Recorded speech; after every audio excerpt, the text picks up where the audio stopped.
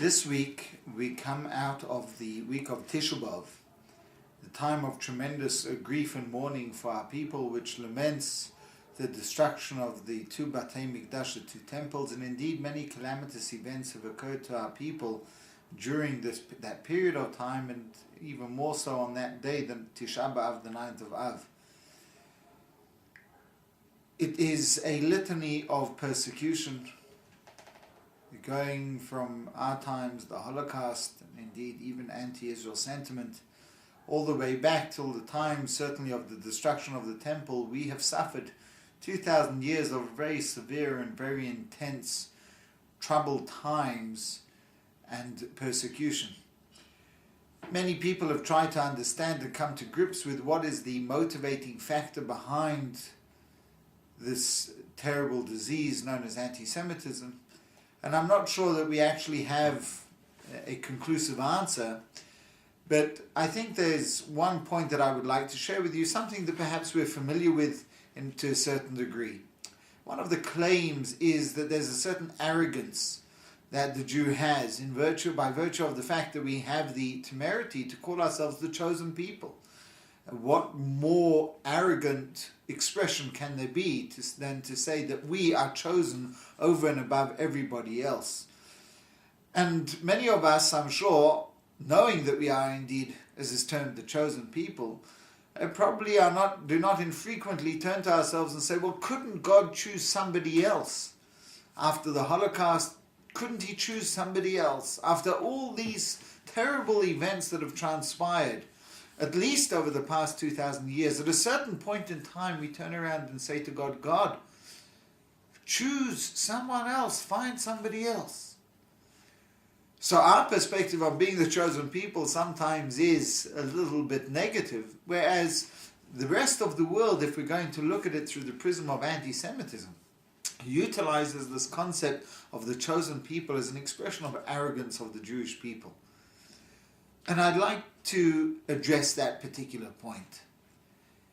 First of all, there was an American philosopher who expressed that when the Jewish people claim to be the chosen people, it is in fact the most humbling statement that exists. How so? We all know that the Jews are disproportionately represented in all major global activities, industries, you name it. We know how many Jews are recipients of Nobel laureates, Nobel prizes, compared to any other given nation. And yet we are in number the smallest of minorities that exists. Whenever a tremendous invention goes out, there's a Jew somewhere involved, or at least we like to sometimes think that there's a Jew somewhere involved. And we also have a little bit of a strange need to always attribute something to being Jewish, even if it's not. But that's a separate malady which perhaps we do in fact carry. But there can be no question of the veracity of the fact that the Jews' contribution to the world and to society is significantly disproportionate to the numbers that we actually are. The email, which I'm sure you have seen many times, whenever the term boycott or BDS comes up in reference to Israel, sure, boycott Israel as much as you want. Boycott the Jewish people. If you're happy to continue suffering from diabetes, if you're happy not to use cell phones, if you're happy not to use computers, whatever, you want to go back to the Dark Ages because you're going to extricate yourself from anything Israeli, by all means, that's your prerogative. And it's true. It's not just Jewish propaganda to make ourselves feel good, but it is very much true.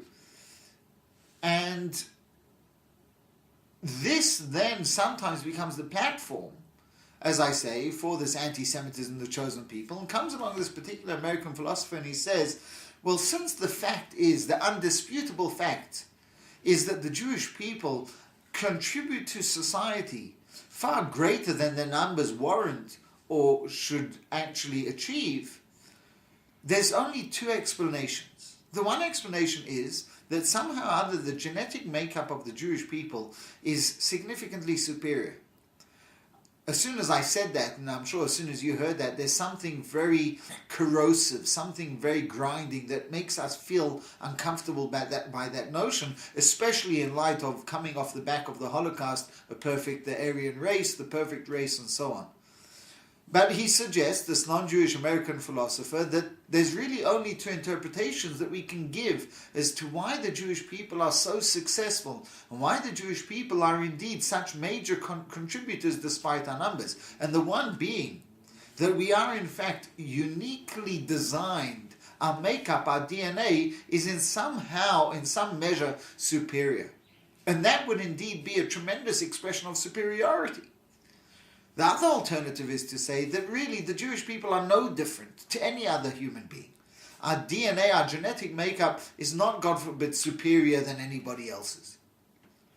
So how do we explain, what is the excuse that we can give that attributes a reason why it is that so few in number are able to do so great in contribution?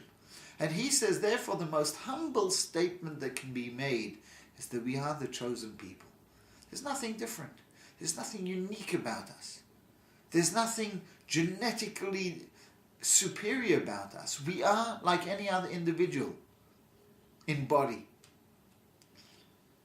And yet, for whatever reason, unbeknownst to us, God chose us, and specifically He chose our souls and our bodies, but He chose our souls as being something unique, something special. It's because we had that opportunity, because God chose us, therefore we contribute the degree to which we do.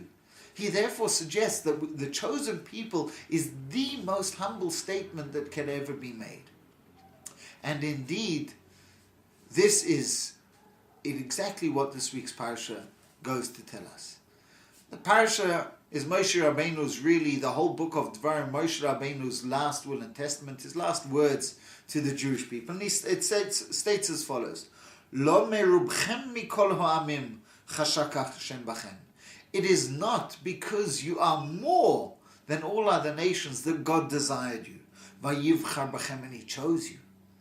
Ki atem hama'at mikol ha'amim. Because in truth, you are the smallest and the fewest in number from all other nations. So why is it that God chose us? Ki me'ahavat Hashem etchem. From God's love of us. And because God is true to His word, and He made a promise to our ancestors, Avraham, Yitzchak, and Yaakov, Sarah, Rivka, Rachel, and Leah. And He made a promise to them, therefore He took us out of slavery, and so on and so forth. In other words, the Torah is articulating this very notion that we are not plentiful in number.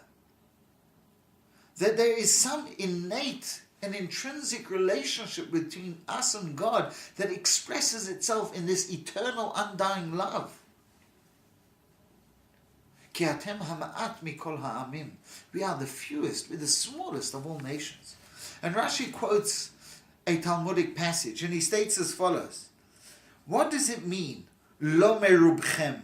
Not because we are so plentiful. So he says as follows: Lefi she'ein atem magdilim atzmechem k'shani mashpia lachem tova. When good befalls the Jewish people, we do not use it to make ourselves greater, to make ourselves superior.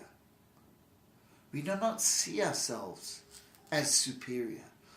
We do not look down on other human beings. And everything that we possess, all the greatness, the fact that we're still here after 2,000 years of persecution, the fact that we have contributed immeasurably within those 2,000 years, has not caused the Jew to become arrogant. And that God likes. The Talmud over there continues and says it's very different. It's very different because when we look at other nations who in history were given a noble state, a powerful state, there was arrogance that came with it. Mi Hashem asher eshma b'kolo, says Pharaoh. Who is God that I shall listen to him? I'm Pharaoh. A little bit of greatness can go to the head. Lo merubchem.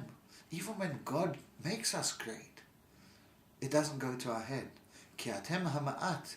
We are the fewest and the smallest in number. Rashi comments, hamama'atin atzmechem. We make ourselves small, humble. Like Avraham Avinu said, Anochi afar va'efer, I am like dust and ash. Even though he was a great human being. Moshe Rabbeinu, Anav mikol ha'adam, the most humble of all people. God appreciated that. He chose us because of our humility. He chose us because we do not have a sentiment of arrogance. As a king, God should have chosen the largest nation, the Chinese. There's 1 billion of them. B'rov am hadrat melech, the more populace that is under a king's dominion, the greater it is, the greater tribute it is to the king. But he leaves the 1 billion population and he takes 15 million. There's a humility that even when we are at our greatest, we do not allow it to go to our head. That's the greatness of us as a nation. It's the greatness that we need to aspire to as individuals as well. Not become self-centered, egocentric. The chosen people, yes, it's ennobling, but it's exceedingly humbling. Have a great Shabbos.